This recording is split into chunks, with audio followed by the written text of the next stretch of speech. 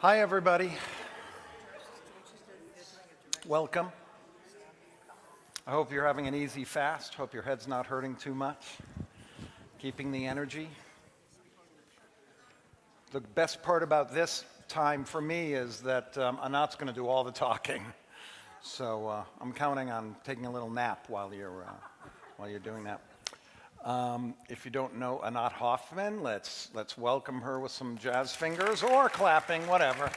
It's not a service right now. We can actually clap. Anat is the director of the Israeli Religious Action Center. We have a Religious Action Center in Washington that lobbies with our government, and she's been running that organization for 2,000 years. What's two? 20 years. Yeah. And also is the chair of Women of the Wall. These are two pretty big subjects that she is willing and able to talk about today. And what we're going to do is we have a couple questions that we've planned that she can get started on, and then I'm sure it will elicit questions from you. So we have a microphone here. Shortly, we'll have you come up. You can ask your questions in the microphone.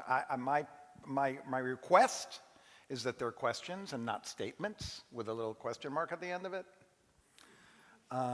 so that we can hear Anat's point of view on this. So I thought we could start. You don't know this, but this past Sunday I did a wedding, and this wedding was an Israeli couple who got married in Israel by Rabbi Phil Nadel, who's a progressive rabbi there. The reason why they had to come here and get married, first of all, because they wanted his mother to be here for one of their weddings, but also that wedding is not legal, done by this progressive rabbi in Israel. And so I guess my first question is, what's the deal with that? Does the Orthodox have a monopoly on Judaism? That was planned, by the way.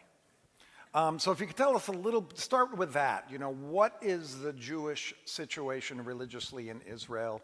And we can go from there. So thank you for the question. Before I start, I feel obliged to thank you for today and last night. It's a lot of work that rabbis and cantors do. Toda rabba. I was very moved with the aliyah that you did of family. It was just wonderful. So yes, a big black umbrella over Israel.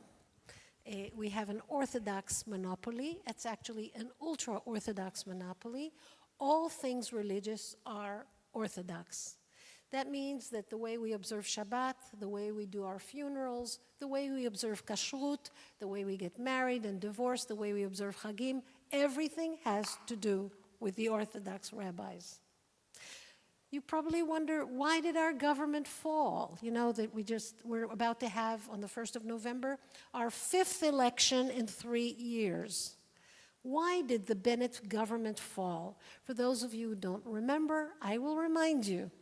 The Supreme Court of Israel had a case for over 5 years from Israel Chofshit, a wonderful organization that fights for freedom from religion.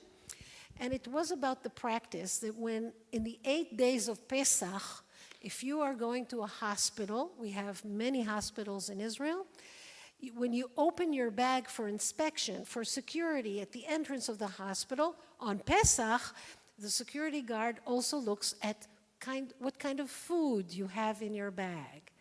Yes, the security guard is now a kashrut inspector. He has to check if you are Sephardi and you can eat legumes. Then he can allow you to go into the hospital with the legumes. But if you're not Sephardi, and if you... Anyway, the security guards that get the cooperation of the public, because we all are afraid of terror, and we want that bombs won't be allowed in the hospital. The security guards confiscate food. They confiscated pita bread and hummus from an Arab who comes to visit his mother, and he's bringing her favorite food. So this group, Israel Chofshit, went to court, took the court 5 years, and the court ruled last May that it is not legal for the security guards to check for anything but bombs. The Minister of Health of Israel announced that he will abide by the Supreme Court ruling, and he will tell the security guards that they have no longer the authority to confiscate food. One of the members of the coalition, Idit Silman, an Orthodox woman, said that this ruins the Jewish character of Israel. She resigned from the coalition. She moved to the opposition. As a reward, by the way, 4 days ago, Mr. Netanyahu, who's head of the opposition, gave her a seat in the Knesset, in the next Knesset. So this is why our government fell, because of security guards at the entrance to hospitals. So this is a good illustration of the Orthodox monopoly over Israel. If you could just touch for one moment of how that came to be, like what are the origins of the power within the Orthodox movement to make all religious decisions? How did it come to be? Think of an elevator. The elevator started going up in 1948. Everyone who believed in the Zionist dream and the state of Israel was in the elevator. The Reform and Conservative movement didn't see the light at that moment. I'm sorry, we weren't there in 1948. The result is that the Orthodox who were there got into the elevator, the doors closed, and Israel adopted an Orthodox monopoly. Okay, so we weren't there in 1948. So what, 75 years later, we still have to run up the stairs? That's how it started. David Ben-Gurion, it's a very famous story, walked with his son Yariv in Mea Shearim. You know Mea Shearim, it's an Orthodox neighborhood in Jerusalem. And he said to Yariv, I heard it from Yariv's mouth, son, what you see here, you will not be able to show your children. This is a way of life that's obsolete. It is gone. You are seeing it, but this is not going to be there in 50 years. That's what he said, and exempted 400 yeshiva students from going to the army. 400. So they will study Torah and maybe rejuvenate what the yeshiva world that was exterminated at the Shoah. This year, 2022, 75,000 yeshiva students were exempt from army service, and they will be studying Torah all their lives. They are not studying math or science, English or life skills. They are unemployable adults. 75,000. In the year 2030, a quarter of our student body will be unemployable adults. It's one of the biggest threats on Israel's economy. And you know what? I come here, I go to Fairfax, and wow, I can see ultra-Orthodox men working. I'm shocked. You know, El Al had a few years ago, they had a poster showing two men working in B&H.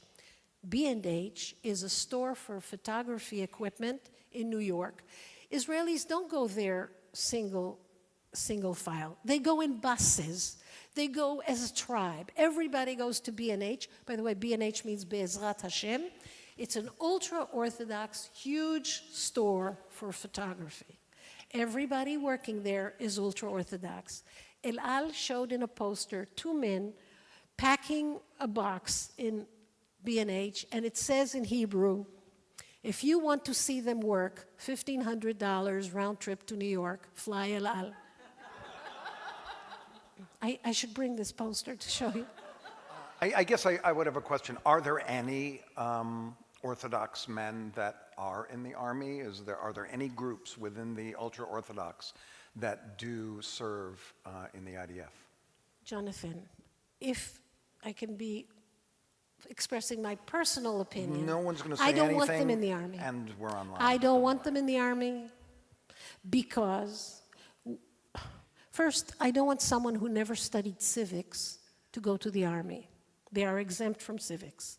Second, they have learned to obey orders in ways that I don't want the Israeli soldier to obey orders. There is something in the IDF called an illegal order. meaning if your commander says to you to shoot at unarmed people, it is an illegal order. I think the psyche of an ultra-Orthodox yeshiva student is to obey orders whatever.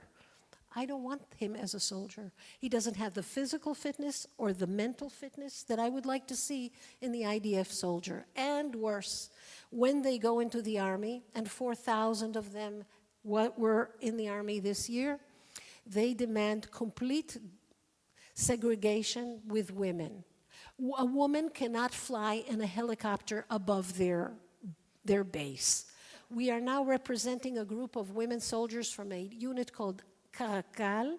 They arrived after 18 hours of activity in the desert to one of the bases where the ultra-Orthodox served. The men in the Karakal unit were allowed into the base to have a shower and have a hot meal. We're representing the 25 women who were asked to stay outside the gate and eat from cans because they were not allowed in, because the ultra-Orthodox cannot have a woman in any capacity, not a nurse, not a riflery instructor, nothing. So segregating the Israeli army is what they demand. I don't want them in the army, and I really don't want to give an M16 to someone who hasn't realized what civics is about. I'd want them to serve, yes, but not in the army. Let them serve as volunteers 3 years, like we do, in health and education, in their own segregated communities. God knows these are the poorest communities in Israel. Why do the ultra-Orthodox live in abject poverty in Israel? Did I pronounce it correctly? Abject? Abject. It's with an A? Okay. Abject poverty.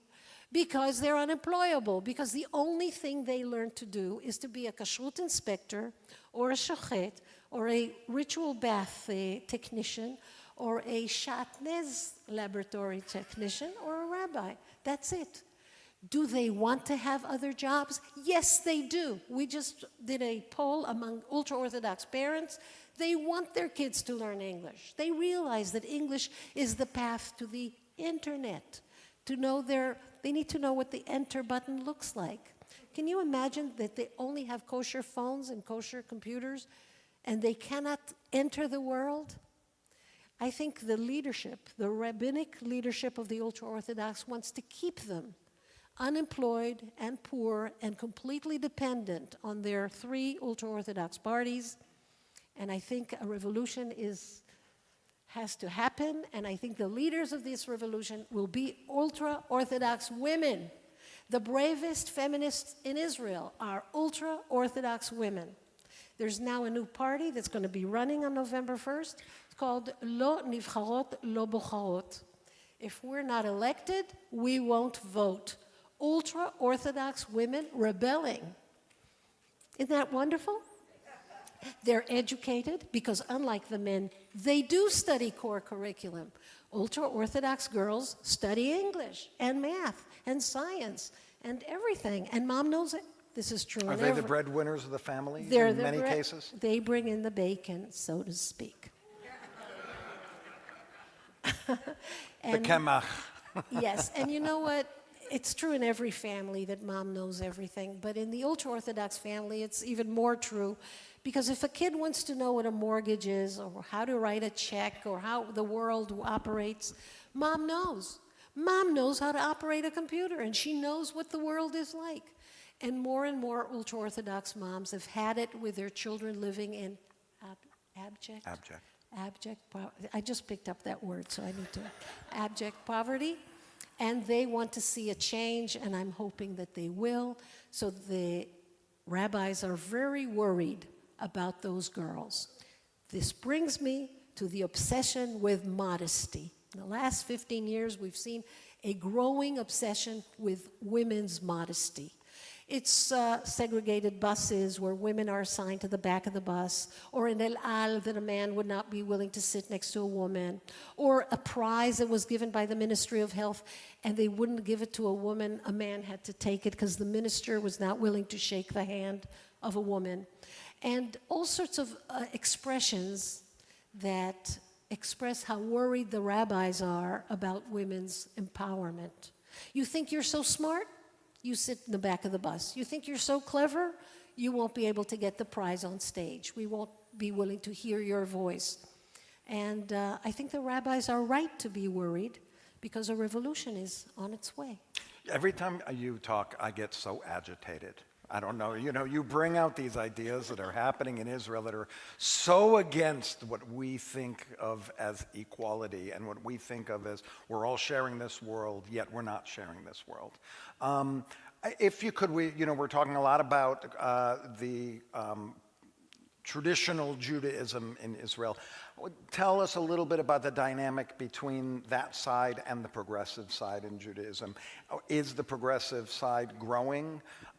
What's happening on that front in terms of, it's called Tenuan Metkademet in Israel, the progressive movement, as opposed to there's no reform movement, although the progressive movement is the reform movement, it's just not called the same thing. So if you could kind of talk about that a little bit. Although there's the reforming now, right? First, Rabbi, I want to tell you that to be in a state of agitation is to be a Jew. And it's okay. It's fine. And I was just telling you that there are forces that are now bringing positive change. This is something wonderful. As for the Reform Judaism in Israel, and we have changed the name from Hatnu'a Liyadut Mitkademet to Hatnu'a HaReformit. Really? Yes, it is now the Reform movement of Israel.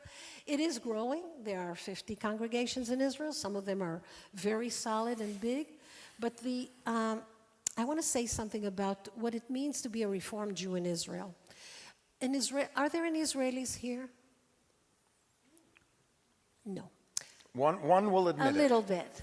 Any Maybe a rabbi couple would there. tell you that to bring an Israeli to synagogue, even in Yom Kippur, a bulldozer won't do the work. We've been working on offer for many years, so. But Ofer will know this. This is not a Hebrew word. It's a word in Yiddish, but it's very prominent in Israel. Is the word for sucker, freier. It's an important concept for you to understand. An Israeli will walk any distance and will pay any price not to seem to be a sucker in the eyes of another Israeli. Ofer, you paid 500, I paid 400. Yatzat freier. You are a freier. A freier pays twice for the same service. Now, all Israelis pay taxes. And in their taxes, they pay for religious services. Reform Israelis pay twice. They paid in their taxes for the services they don't consume, the ultra-Orthodox services. They pay, again, membership in a synagogue, a Reform synagogue to which they belong. I cannot tell you how much I admire those suckers, those proud Israelis who are willing to pay twice in order to get what they want. So there aren't synagogues the size of this one in Israel. Altogether, the model in Israel is a bit different than here. But the Reform movement of Israel has a pre-military program and a youth movement and an educational system, full schools, and we are competing despite the fact that we're not getting government funding. This year, with our lawyers. We have 26 employees. Most of them are lawyers. We are in court 60 times a year. That's more than once a week. Don't call us. We'll sue you. A lot of lawsuits, all of them about the status of the Reform and conservative movement in Israel, starting with the fact that of conversions. All conversions done all over the planet and now in Israel are recognized for purposes of Aliyah by the State of Israel. You have to believe me that this wasn't given to us. This has been in the Supreme Court for over 30 years, and we won it. All converts you know. This is a big deal. Yeah. So this year, we were able to secure 25 million shekel. It's 3.3 shekel for the dollar. Okay, 25 million shekel to the Reform and conservative movement, all by lawsuits. lawsuits to recognize our regional council rabbis, lawsuits to recognize our institutions, lawsuit to exempt our institutions from paying city taxes, like yeshivot are exempt. 25 million, it sounds like a lot. Do you know how much ultra-Orthodox institutions and rabbis received this year? 3.4 billion shekel, that's $1 billion. So yes, we did 25 million, and I'm proud of every one of it. But still, it's amazing that we're growing despite the fact that the playing field is so slanted. How can we get Reformed Jews in Israel? They come from here. Ofer, if he returns to Israel, he will come to a Reformed synagogue. A person who does, sometimes the security guards here are Israelis. It takes them a while to go into the synagogue. But once they're in, hard for them to go back to Orthodoxy when they come back to Israel. So you are the biggest recruiting agency to teach Israelis the revolutionary idea that there's more than one way to be Jewish. Until I came here to America, I didn't know there was another way to be Jewish. I learned it here. So what about their HUC in Jerusalem is ordaining Israelis as rabbis, right? Are they going out and recruiting, or are they just kind of taking pulpits and working with whoever comes into the synagogue? Our Israeli rabbis are religious leaders in Israel, but they're not considered rabbis because neither do you. Because all graduates of the Hebrew Union College, as graduates of the Jewish Theological Seminary, are not considered rabbis because the two institutions are not considered institutions of Jewish learning. At this point, you have to be agitated. What? The HUC is not recognized in Israel as an institution of Jewish learning? The JTS, these are institutions that are recognized by every academic institution on the planet. The Pope recognizes HUC and JTS. I visited some of the places that ordain ultra-Orthodox rabbis in Israel. Some of them are P.O. boxes. They don't exist. And with all due respect, I can tell you what was the curriculum that this rabbi studied. All I need to do is open the whatever, and find out how many hours of liturgy, how many hours of Talmud, how many hours of Hebrew. I can tell what he studied. I don't know that about ultra-Orthodox rabbis in Israel. And let me tell you something more about ultra-Orthodox rabbis in Israel. You know, we have this thing called chief rabbis. There's one Sephardi rabbi and one Ashkenazi rabbi. One is called Rabbi Yosef, and one is called Rabbi Lau. 10 years ago, their term is 10 years. 10 years ago, we had other rabbis. You know what were their names? Rabbi Yosef and Rabbi Lau. Because the chief rabbis of today are the sons of last term chief rabbis. Tell me, there's only two families that can produce chief rabbis in the state of Israel? That's it? Only the Yosef family and the Lau family? Even Moses did not have his son inherit him. Joshua comes from another family. This is craziness. This is corruption. This is bad corruption. So the ultra-Orthodox monopoly over religious services in Israel is not just corrupting orthodoxy. It's corrupting Israel. It's corrupting Judaism. And we must open religious services to good kick-ass competition. It's good for Judaism. It's very important. Okay, so you've been so subdued. I'd like to introduce something that brings some passion out in you. So we're talking about, right, the interactions between the Orthodox and the rest of the world, the rest of the Israeli world. I don't know if you've ever heard of the Women of the Wall, which is doing some work with women at the wall and their right to be there, just as every other person has the right to be there to live their Judaism as they see fit. Could you tell us a little bit about the struggles there?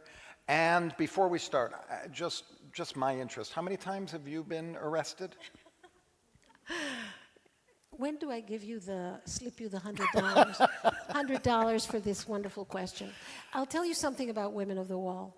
I've been the leader and founder of Women of the Wall for 34 years. It's never been my idea. I didn't see the light. It is an import. It's an import from here.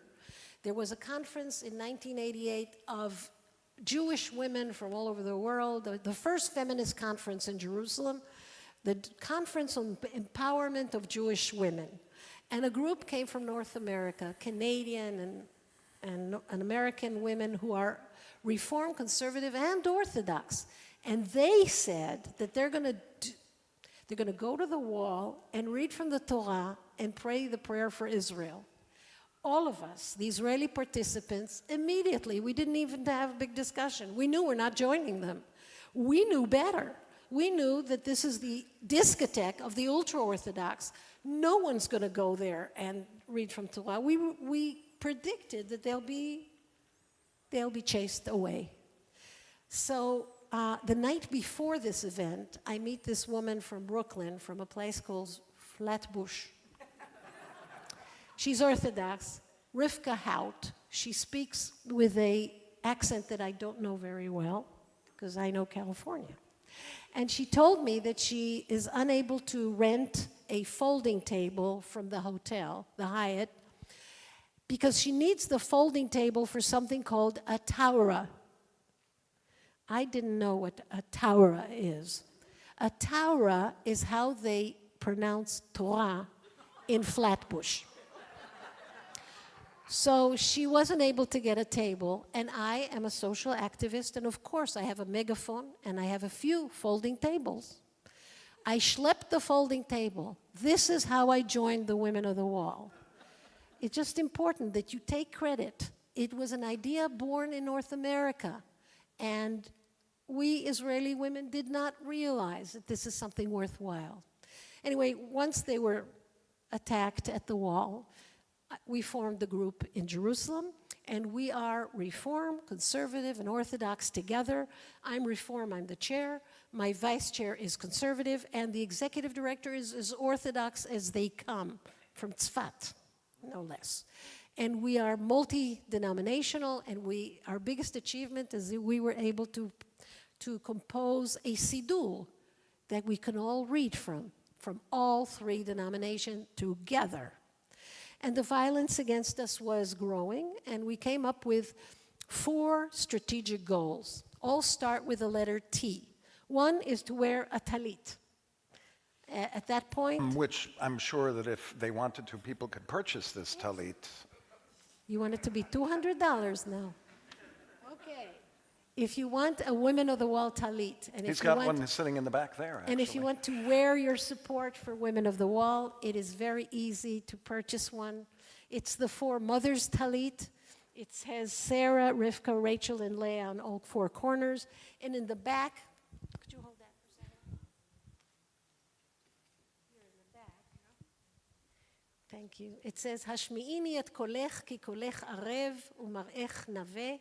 Let me hear your voice, because your voice is harmonious and your visage is beautiful. It's from the Song of Songs. So, yes, I have the 4 mothers hugging me at this very moment. So the first thing was to wear a talit. The second thing is to read from Torah. The third is to put on tefillin, phylacteries. And the fourth is tefillah, to be able to pray out loud like a person. You said a person, like a person does. Let me just explain that feminism is the revolutionary notion that women are people. And we wanted these 4 activities. And for this, yes, we were arrested because they were considered a felony. We were performing a religious act contrary to local custom, which offend the feelings of others and punishable by 6 months imprisonment. So I was arrested for saying Shema Yisrael. I was arrested for wearing a talit.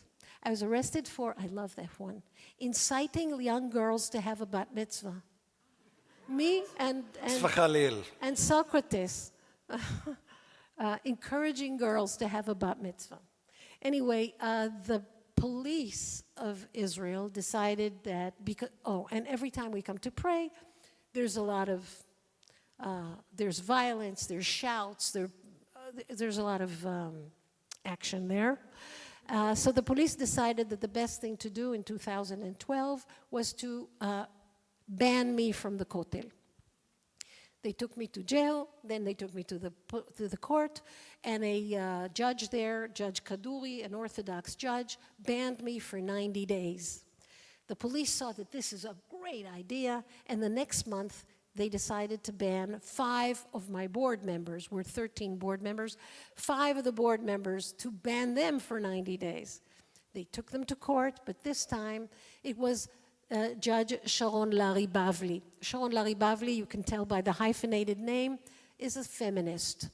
And she said, let me understand. Anyone performing a religious act contrary to local custom, which offend the feelings of others, who decides what's local custom? Everyone said the rabbi does. She said, show me. And it was discovered that the rabbi was never given authority to decide what is local custom at the wall. The police made a big mistake. They appealed at the higher court. And in the magistrate court, another judge, Judge Sobel, he has a big kippah, but 5 daughters at home. And Judge Sobel wrote a decision, 8-page long, saying that in the absence of authority of the rabbi to decide what is local custom, and knowing that we've been there 34 years out of the 55 years that Israel has the wall, he declares that we are local custom. This decision, this Rosh Hashanah, was elected as one of the 100 important decisions in Israel's legal history. So now it is legal for a woman to wear a talit, to pray out loud, to say Kaddish, to dance, to bless the minim, to read Megillah, to light the menorah. We are victorious. We won almost all our 4 strategic goals. The only thing that's... Wait. So you're allowed to do those things legally, Yes. but what happens when you do those things? It's no picnic. It's no big thing. It's no picnic. No, it's no picnic because there is a lot of resistance still by men and by women. In fact, during the Corona years, there was a table published on social media showing that when women of the wall pray at the wall, the coronavirus goes up. And when we pray on Zoom, the corona goes down, attributing to our prayer the fluctuations in coronavirus in Israel. Makes a lot of sense, by the way. It does. The only thing we have not won yet is, even though we have the right to read from the Torah, we're not allowed to bring the object from which to read. You get this?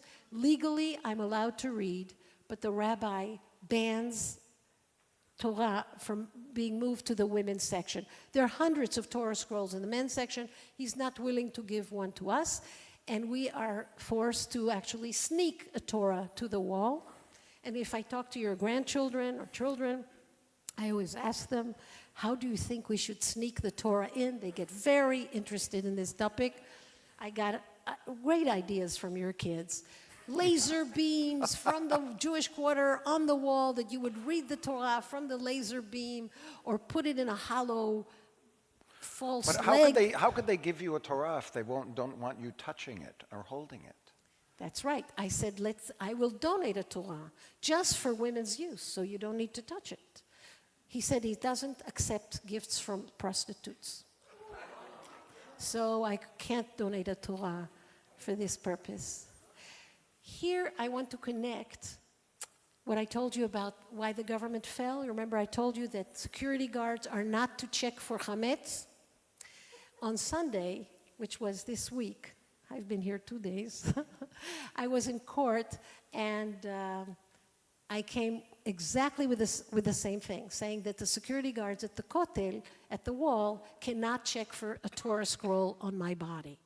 They cannot check my bag for a Torah scroll. They can check it only for what?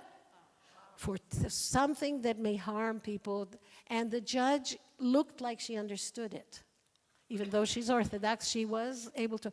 She said, so the question is, what do the guards do? I said, exactly like the chametz. The same thing with the Passover. The guards cannot look for a Torah scroll in our bags or on our persons. I think we're going to win that one. Because it's not illegal, right? I mean, it might be religiously offensive. You would have cracked up. She said, but isn't a Torah a weapon in this context? She did ask that. Torah is a weapon. Torah is a suspicious object. Anyway, so that it looks like Women of the Wall are going to complete this, and we couldn't have done it without you. First, because it's your idea, and second, because throughout this struggle, our Prime Minister, whenever he came to North America, someone would ask him, what about this arresting women at the wall for the same thing we do in our synagogues? How does that work? And it made him uncomfortable. And one of his advisors, Yaakov Amidror, wrote a paper called Women of the Wall as a Strategic Threat to Israeli Interest in North America. That actually did it. No one has any questions, right? Anyone have any? Anything that you'd like to ask Anat about what she's been talking about so far? Susan, please come up to the microphone here so we can hear. Anat, first of all, thank you. This is not a deep question. This is a curiosity question. When you went to prison, with whom were you housed and how were you treated? First, thank you for being the first to ask and being a woman first to ask. Kol hakavod. It's unusual.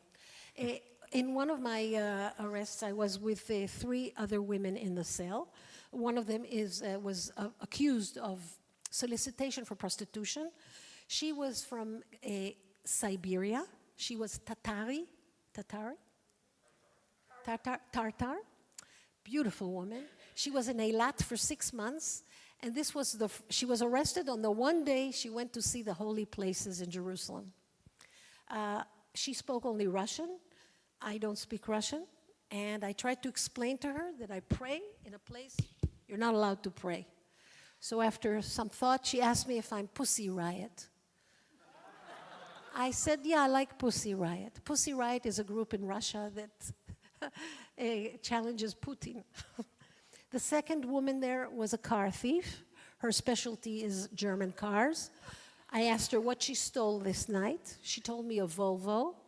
She was a very aggressive person, so I didn't disclose to her that, in my opinion, Volvo is Swedish and not German. And finally, the third one was the 5th wife of Daniel Ambash.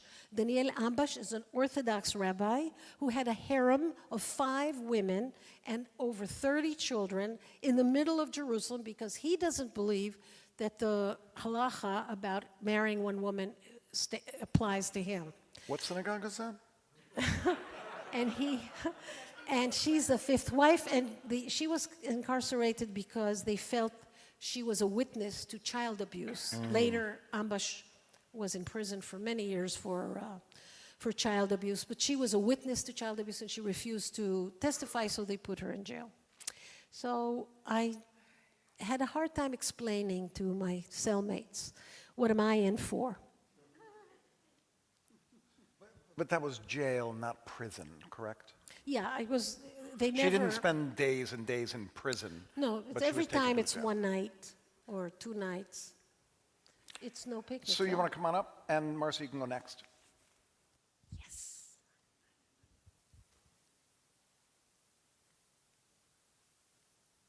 Hi, Anat. We're so thrilled you're here. Of all the cases that you have represented, and I know you've represented a lot, which one are you most proud of, whether it has passed or not passed, and what was the most difficult? Which case was the most difficult? Loaded question, sorry. Look, I'm super proud of Women of the Wall. This is, it's just wonderful that our group had the tenacity to stay at the, I'll backtrack. My English is a result of not English learned in Israel. In fact, I failed English in my matriculation in Israel. My English is a result of coming to America. And I came to America because I was Israel's swimming champion. And I came to your university here, who couldn't care less about my English, wanted my times in the 100 and 200 freestyle, and the 200, 400 medley. UCLA, thank you very much. What would you, do you remember, do you At remember some of those UCLA times? You don't. Of course I remember. At UCLA, there is a language lab where you can obliterate your accent. So I could have chosen a Southern drawl or a Bostonian accent. I chose California. And I practiced. Swimmers know how to practice. And I practiced so I could speak like a Californian. And in fact, when I went in, I was asked, what is my goal? I said, the goal is that I'll be able to speak without someone asking, where are you from? Which was immediate. Anyway, swimming taught me two things. One is that you cannot swim without getting wet, fact. And second is that in order to swim fast, economically, and you know that, you need to pull right under the center of gravity of your body. You can pull to the side, it's much easier, but you won't go anywhere. You need to pull where it's hard. Ladies and gentlemen, the wall is the hub of ultra-Orthodox coercion in the state of Israel. The fact that women of the wall were able to go to that hub and win there is spectacular. It's also a story about breaking the partition between us and North American and Jews of the diaspora. There are women of the wall in Brazil, in South Africa, everywhere. There are women of the wall sitting right here. And there are also men who support women of the wall. The most prominent are the paratroopers who captured the wall in 1967. They joined the women of the wall. In our 30th anniversary, one of them said, we captured the wall from the Jordanians, but you ladies, you are liberating the wall. Which is, so I'm very proud of that. I'm very proud of the conversion case, the fact that we have won for Jews all over the world the right to come to make Aliyah to Israel. With a conversion reform, conservative reconstructionist, we won for everybody. They will not be considered Jewish by the rabbis, meaning if you made Aliyah after you had a reform conversion, you could do everything as an Israeli except getting married in Israel. You will have to go abroad to get married. As we see, native Israelis go abroad to get married. In fact, I wrote a book years ago called 50 Ways to Wed Your Lover. It's out of print. Israelis are finding all sorts of ways to improvise marriages all over the world. The tragedy is they all have to get divorced in Israel. The divorce has to be in the Rabbanut. That's why we say to Israelis, don't get married. The cohabitation laws of Israel are fantastic. Buy the dress, have a party, bring a rabbi that is not recognized in Israel, and have a wonderful sing as bachelors in your ID card. So you never have to go to the rabbis and have a divorce in the Rabbanut. In order to illustrate this to North American Jews, we initiated last year and the year before a project called 3 Weddings and a Statement. We did it in Park Avenue in Temple Emmanuel there, Congregation Emmanuel. 1,500 people came to a wedding of 3 Israeli couples that they do not know. One couple was gay. One couple was a woman who's doing her PhD in gender studies and refuses to be bought and sold like a cow. So she refuses to get married in Israel. And one had a convert that is unable to get married in Israel. We brought the 3 couples from Israel. We brought them 3 days before the event and were escorted to a big store called Karlfeld. Yes to the dress? Kleinfeld. And Mr. Kleinfeld himself showed us 19,000 dresses and said, choose anything. I assumed that we can choose anything because we will return it after the event. We got tiaras, we got dresses, since we had 2 brides, so we had 4 dresses for 3 weddings. We had little cupcakes with a ring inside. We had musicians playing sunrise, sunset as the brides marched in. We had a member of Knesset explaining the problem of marriage and divorce in Israel. The statement was that all 1,500 participants wrote a letter to the then Prime Minister Netanyahu demanding freedom of choice in marriage and divorce in Israel. And we took over the New York Times wedding section. If you look up 3 weddings and a statement, New York Times, you will see a Pulitzer Prize photographer, pictures of our beautiful brides. And it went so well that we did the same thing the next year in Washington, D.C. at the end of the AIPAC conference. We got 300 of the rabbis who attended AIPAC to cross the street and attend 3 weddings and a statement there. What was so moving about it, and we took over the wedding section of the Washington Post. You can look it up. So what was so moving was the stories of the brides and grooms. Why are they getting married in America when their families are in Israel? Why are they doing that? And one of them, the one in Washington, said, "My name is Shmuel, I'm 23 years old. I lived my life as an Israeli completely. My mother died last year, and when I called the Chevre Kadisha to organize the funeral, they told me my mother is not Jewish. She has to be buried in a Christian cemetery." He said, it was a shock of my life. What? It turns out that his mother is a convert, Orthodox conversion, but the Chevre Kadisha don't believe in her conversion because she was deaf from birth. So the conversion doesn't count as far as they're concerned. So that means he's not Jewish. He is not Jewish because his mother supposedly is not. He was so angry and so passionate. So when he spoke, everyone understood why he is now in Washington getting married instead of in Israel. So the reign of the ultra-Orthodox on our lives has to end. And I think many Israelis, especially ones who live here for a while, get the idea that there's other ways to do stuff. There's so much we have to learn from you. So I'd like you to teach us. Israelis are usually very arrogant. They see themselves as super Jews.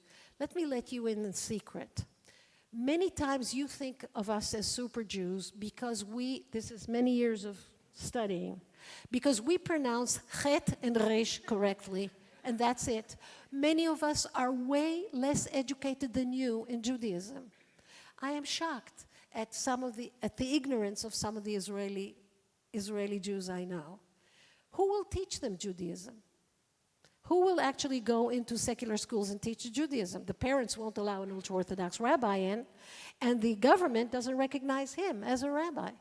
So who's going to do it? The result is that we have in Israel some very ignorant Jews. So we have a lot to learn from you. Can I end with... End? An end? No? Okay, slicha. It's only 3. And here she is. It's only 3:35. Okay, so you did a very good job of explaining why Israelis don't really care that much about the marriage issue, even though it makes North Americans crazy.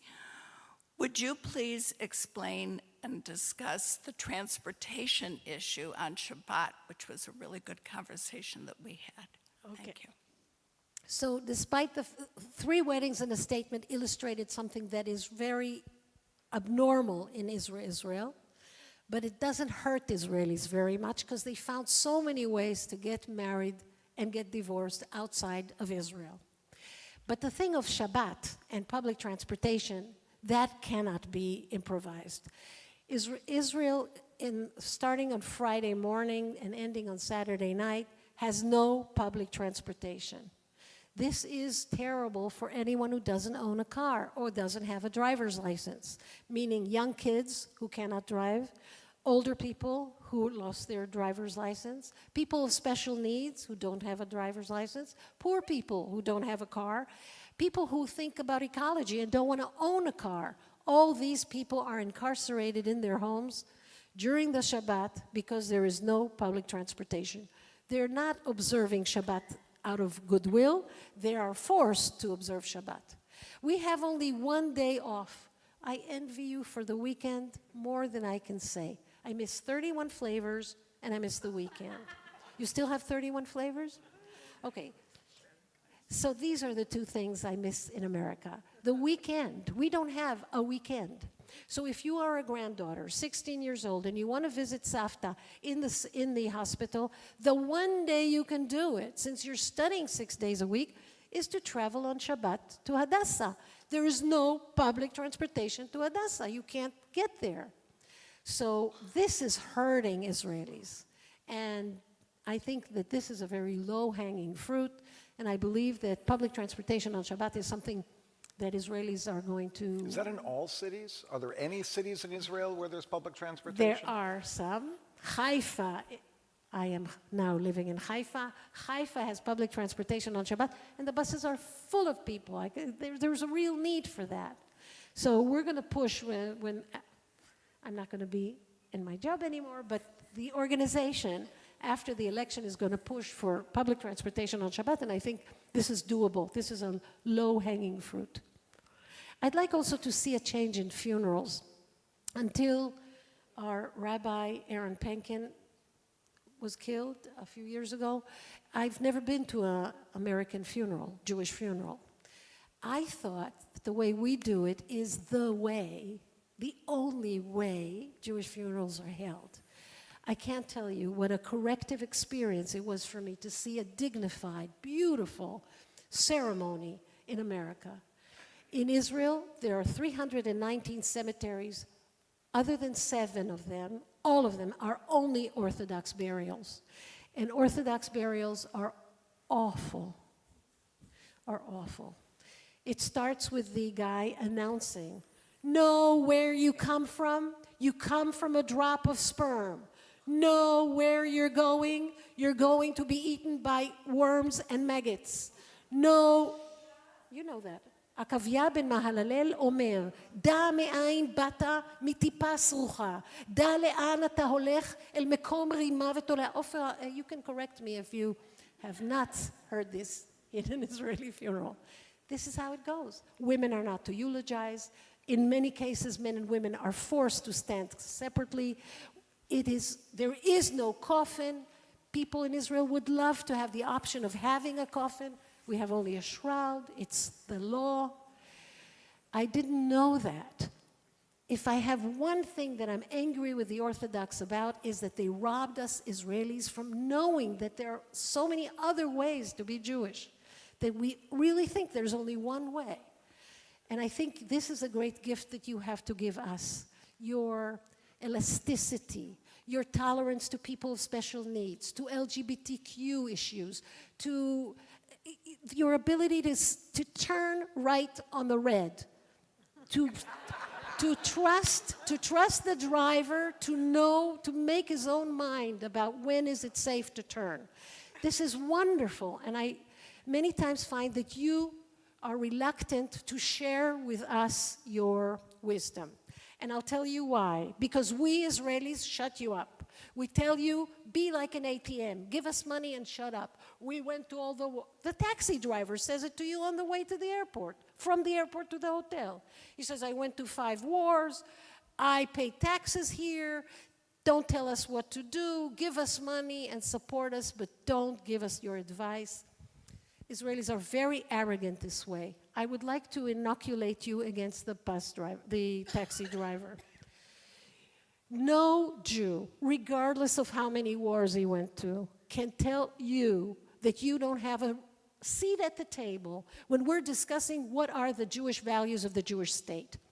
And if you see right now that Israel is becoming more and more zealot, and our values are ethnocentrism and chauvinism and racism, it's not just your right to mention that you believe in pluralism and equality and tolerance. It's your goddamn duty to do that. Building off of what you just said, a little bit, I don't know if we call it a devil's advocate, but at what point At what point would you see that Israel is no longer a Jewish state? Because I think there's always that argument that it will no longer be a Jewish state. So where is there a red line? Yeah. Well, some people talk about the issue of Jewish blood. How many people have Jewish blood running in their veins? I would like to say that, in my opinion, Jewish blood is a Nazi term. It doesn't appear anywhere in our tradition. In our tradition, there is dam naki, innocent blood, and mei achicha, which we just read in the parsha today, the blood of your brother. Measuring how many pints of Jewish blood is in you is Hitler's idea, and we shouldn't even consider that. And sadly, many people say, well, we will count only people who have Jewish blood in their veins. This is completely antithetical to anything Jewish I know. What makes Israel a Jewish state is the fact that we speak the beautiful language of Hebrew. I know it was rammed down your throats in your bar mitzvah, and all that chet and resh was hard to pronounce, but Hebrew is wiser than the people who speak it. It's a beautiful, wonderful language, pregnant with so many delicious ideas. Let me teach you a new word in Hebrew, the word for jet lag. I'm the second day. Jet lag is a beautiful word. You know, Ofer, do you know how to say? The one symbolic Israeli? Do you know how to say jet lag?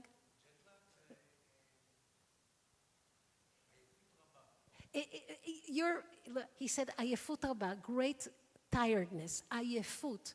You're very close. It's ya'efet. Ya'efet, because diseases are in mishkal. Ya'efet, chatzevet, ademet, ya'efet. It comes from ya'af, flight, and ayef, tired. That tiredness you get from flight, it is so pretty. Ya'efet. Isn't that gorgeous? There's also a new word for junk food. It's junk food. Psolet is garbage. Lizlol is to eat like a pig. Zlolet is junk food. הלכתי למקדונלד, אכלתי זלולת. I went to McDonald's, I ate זלולת. I shouldn't be talking about food today, but yeah. The first guy. Firstly, thank you for being here. You had mentioned that the taxi cab driver said, "Give me your money." And I'm wondering, though, between the Reform congregations and the conservative congregations, we're probably giving 90% of all the money that's going toward Israel. Why do you suppose that the leadership of the Reform movement and the conservative movement are not putting up a bigger fight to protect and defend the integrity of their rabbis who aren't being acknowledged, let alone female rabbis, which is even a greater challenge? And what would you suggest we as the conservative and the Reform movement do to apply pressure on the Israeli government? Wow, thank you, Barry. This is a very hard question, and I think you should ask this of yourself, because I don't understand why, for all these years, you were willing to put up with that. I think the problem is selfie. You know the selfie? I spoke to one of the major donors of the Jewish world, really, one of the big, big, big ones, and she said, I'm going to come with you to the wall.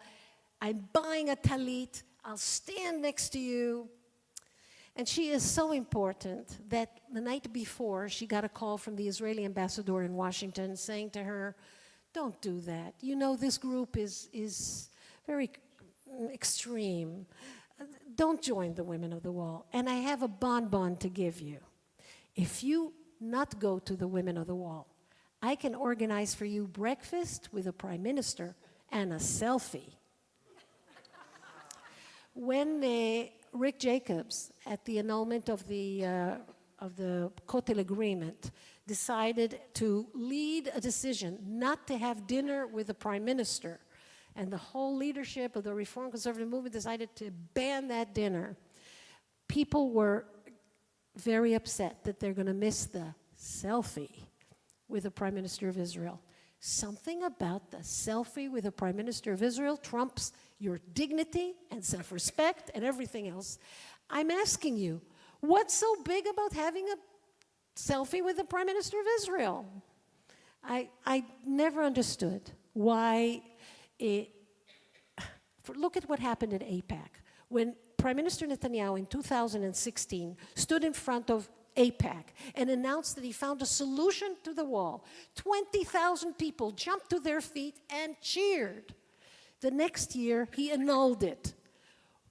Why wasn't there?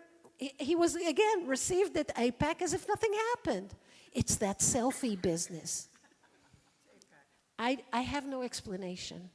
You have power. You are a sleeping giant. If you guys said, we are giving up the selfie and we want you to recognize our institutions and all the graduates of the institutions as rabbis in Israel, man, it would work. How do I know it would work? Every Orthodox party in Israel has in its platform a promise to Almighty God that they will change the law of return so that conversions, Reform conservative conversions, will not be recognized. How come in 75 years they were not able to change the law of return? They promised to do it. How come? Because when they say that, you jump out of your skin. Broaden the menu, ladies and gentlemen. Not just changing the law of return should make you jump. There are many things that should make you jump, and you have the power. I am telling you that if North American Jews got their act together and said to the state of Israel, enough with this nonsense. Graduates of the Hebrew Union College are rabbis, and you will call them rabbis, treat them as rabbis, and pay them as rabbis.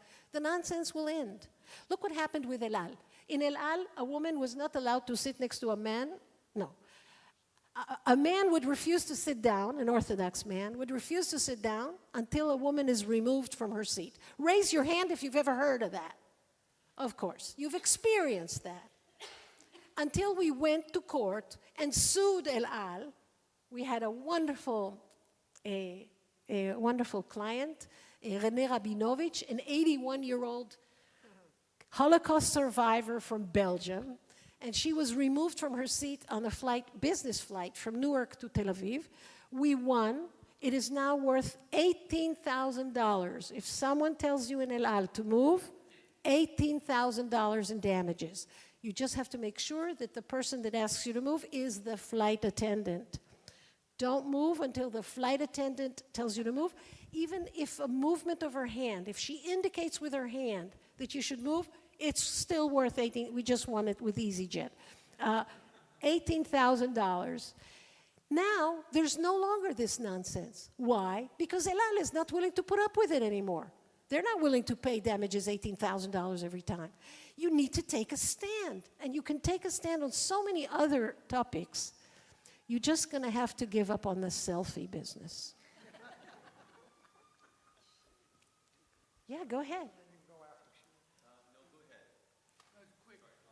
He's deferring to the gentleman from San Bernardino. Thank you. I have a question, Annette. There is a Reform rabbi in Knesset, right?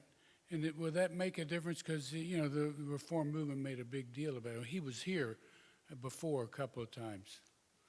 So Rabbi Gilad Kariv, I would have you know, was my deputy for 7 years, worked at the Israel Religious Action Center, and he has an agenda in the Knesset. He is one out of 120, so it's wonderful that there is a Reform rabbi in the Knesset, but it's just one. I will have you know that he was born on the day David Ben-Gurion died. So in his office, there was this announcement, Ben-Gurion died. On the bottom, it said, Gilad Kariv born. So this is how his aspirations are very high. And hopefully, if we have an Israeli rabbi as the Prime Minister of Israel, that would change things. Yes, but right now, he is just one member of 120, and he's doing a fine, wonderful job. And he's hated by the Orthodox with such a passion. They hate it that he knows his stuff. And he knows his stuff. He's really, great. Thank you for coming. I have heard about you for years, and you have exceeded my wildest expectations. So it's wonderful to hear you speak. And I've been watching you for 2 days, sitting over here so quietly, and I would never have predicted this voice would come out of you. You, I understand, are stepping down from your position. We were talking earlier before you started, worried about the future. Is the next generation as passionate as you are about these issues, and who is carrying the mantle in your absence? Well, you can invite her too. Her name is Orly Erez-Lechovsky. She's a lawyer. She was the head of our legal department for 18 years, so she's really Orly, my light. Born in Ottawa, she is a Canadian national. She has her BA from the Tel Aviv University. Her master's is from Columbia University in New York. She's one of the lawyers who stood in front of the Supreme Court the most times. She actually had to buy a new robe because it's so worn.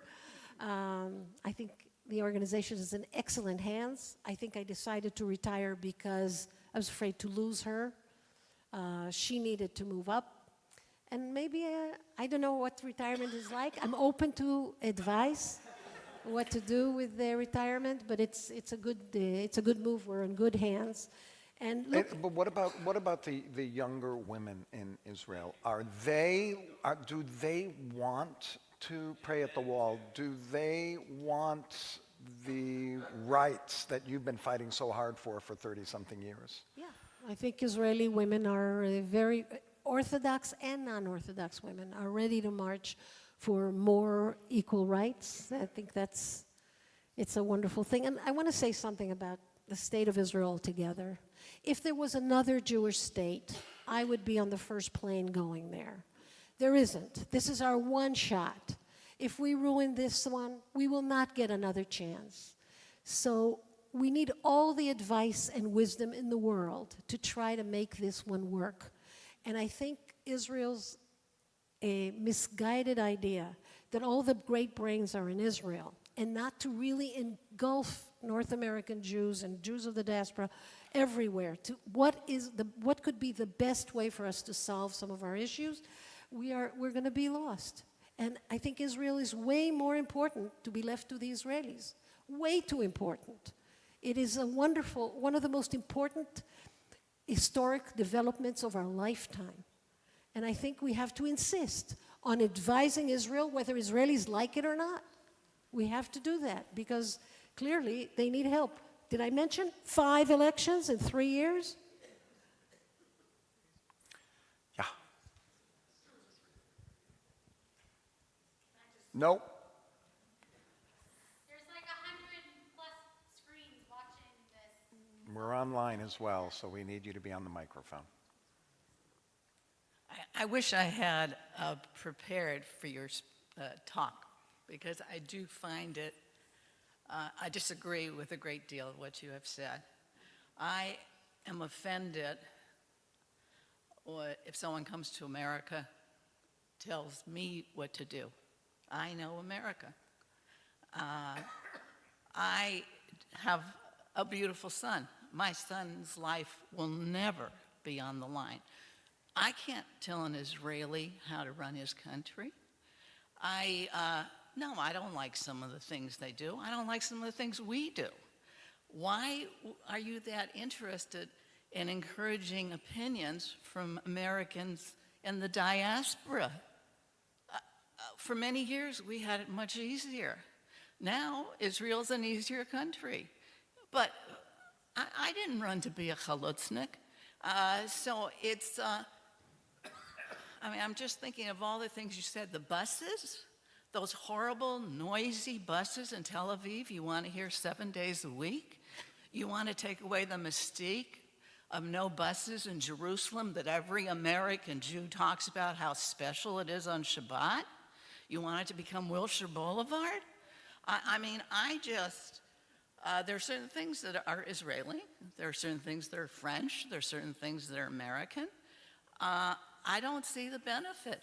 Also, I've heard that no matter what you do, if you organize a bar or a bat mitzvah, the mother of the bar and bat mitzvah is still not allowed to come to any area of the Wailing Wall, to sneak in a little Torah. I mean,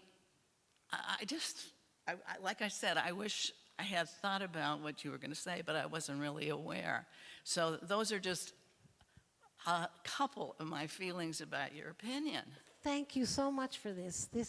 First, you and I have to go to lunch. Oh, no, honey, I don't think Yes. so. No. Well, lunch is on my mind, but yeah, we should. Let me explain how different, you can sit down, yeah. We are very different from a foreign country coming in and telling Americans what to do. It's very different in that when Israel has a fire or a drought or a war, we're at your door, hat in hand, telling you we're in trouble, give us a donation.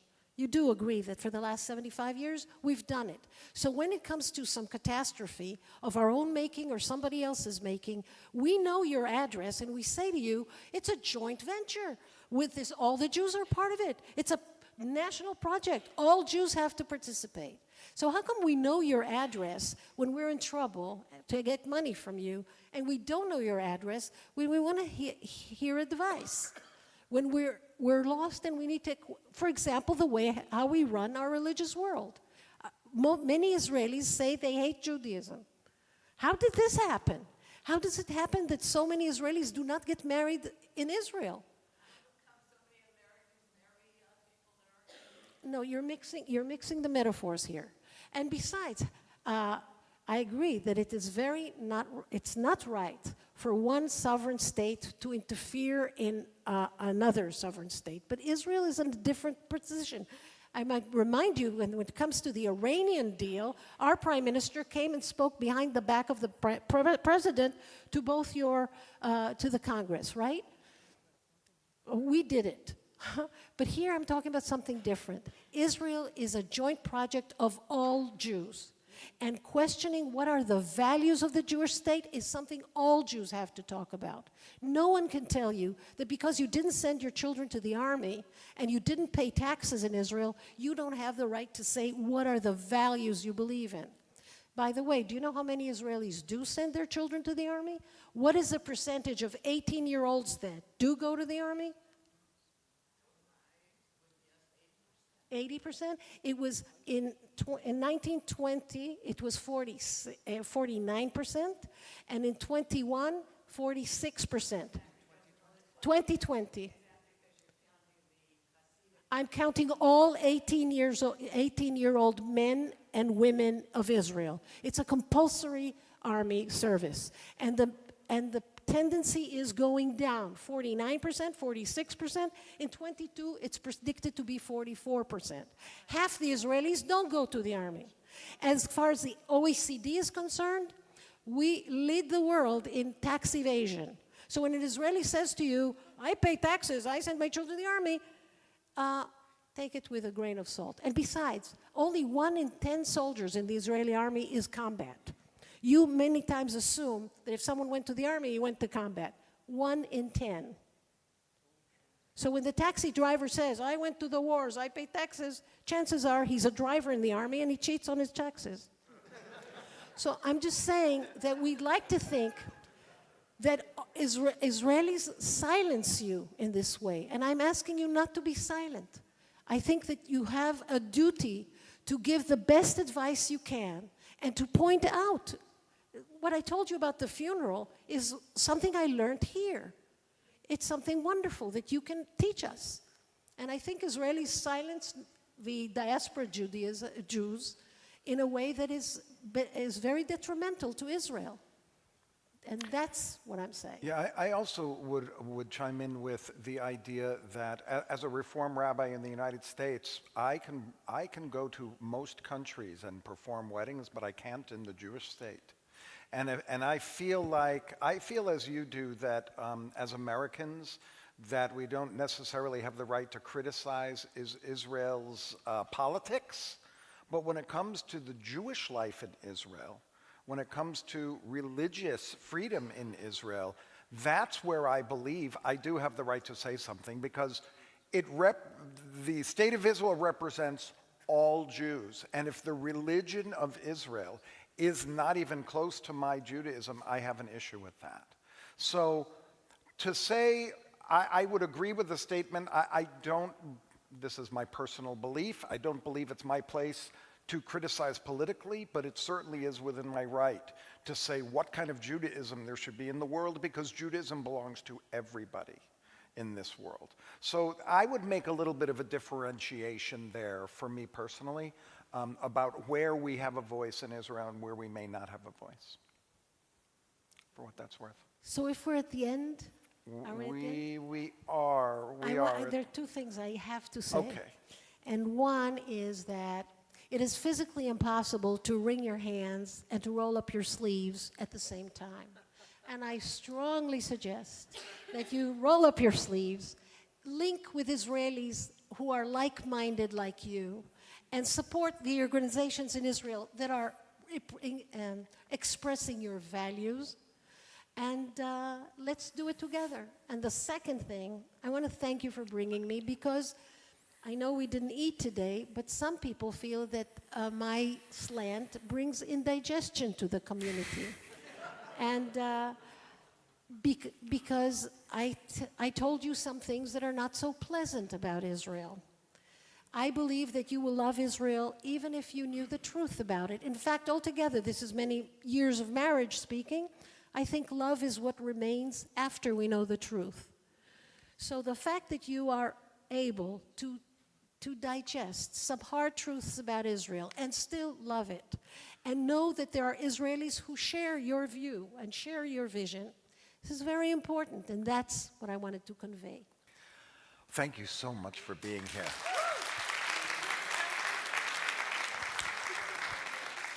The cantor wants to get a selfie with you after this. But, you know, I think that the thing that always excites me about the way you speak about Israel, you do talk critically, but it is with such a passion and positive viewpoint, right? It's not that it's impossible for us to do anything. It's, this is what's happening. We need to do something about it. We are doing something about it, and we all together can do something about it. And I think that's an inspirational message, which is why the moment that we heard you in Israel talking to our group of 21 Americans traveling through Israel, that when we heard you, it's like these are messages that our people need to hear. So thank you for coming and speaking to us about this. And Friday night, too. You can join us Friday night, because she's doing the sermon, typically, by the way, after the High Holy Days. The sermon on Friday night is 1.5 hours to 2 hours, usually. So we're waiting to hear anything that you have to say. That is actually not true. But, okay, everybody. Thank you. Thank you. If you want to grab a quick snack before 4:30, forget it. It's Yom Kippur. We actually do need to get a picture. But we've got a little bit of time before 4:30. We're going to come in here. We're going to hear Jonah. We're going to do some meditative moments. Please join us at 4:30.